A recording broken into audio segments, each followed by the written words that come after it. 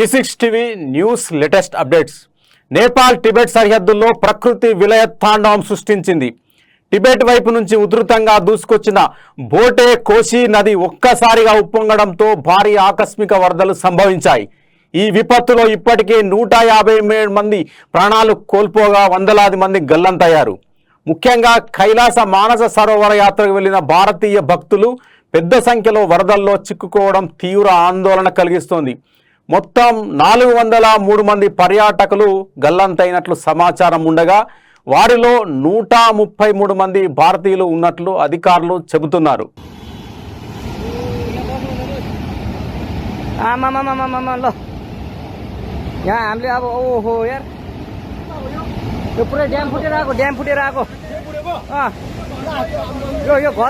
కొండ చర్యలు విరిగిపడటం, రహదారులు వంతెనలు ధ్వంసం కావడంతో సహాయక చర్యలకు తీవ్ర ఆటంకం ఏర్పడింది. రసువా, ధాడింగ్, నువాకోట్ జిల్లాల్లో వరద బీభత్సం కొనసాగుతోంది. గ్రామాలు, ప్రధాన రహదారులు, కీలక వంతెనలు కొట్టుకుపోవడంతో పలు ప్రాంతాలకు రాకపోకలు పూర్తిగా నిలిచిపోయాయి.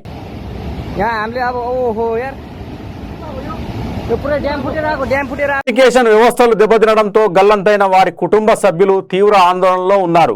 బురద శిథిలాల కింద చిక్కుకున్న వారిని రక్షించేందుకు నేపాల్ ఆర్మీ సహాయక బృందాలు రంగంలోకి దిగాయి. మరోవైపు భారత ప్రభుత్వం కూడా అత్యవసర సహాయ చర్యలను చేపడుతోంది. ఈ విపత్కర పరిస్థితుల్లో ప్రజలు ఒంటరిగా లేరని, ప్రభుత్వం అన్ని విధాలా అండగా ఉంటుందని నేపాల్ ప్రధాని ప్రజలకు భరోసా ఇచ్చారు.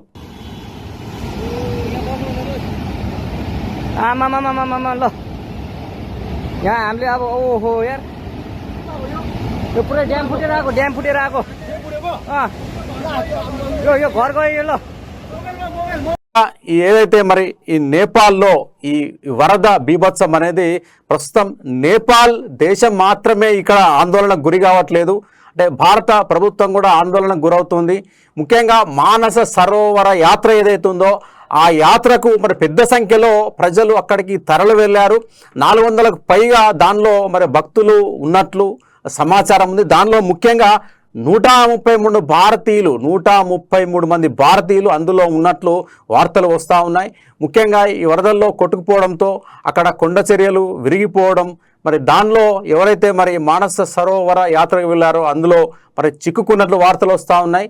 ముఖ్యంగా అక్కడ నేపాల్ ప్రభుత్వం కూడా యుద్ధ ప్రాతిపదికన అక్కడ మరి అందరినీ వెతికే ఏదైతే మరి ఆ కార్యక్రమం అయితే చేపట్టింది.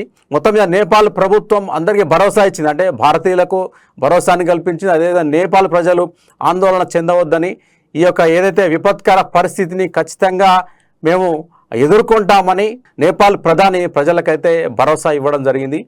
ఇవి E6 టీవీ బ్రేకింగ్ వార్తలు. Keep watching E6 TV.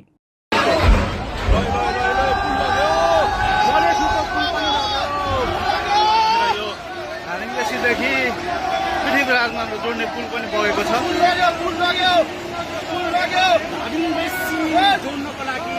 ఇవి E6 news. Keep watching E6 TV.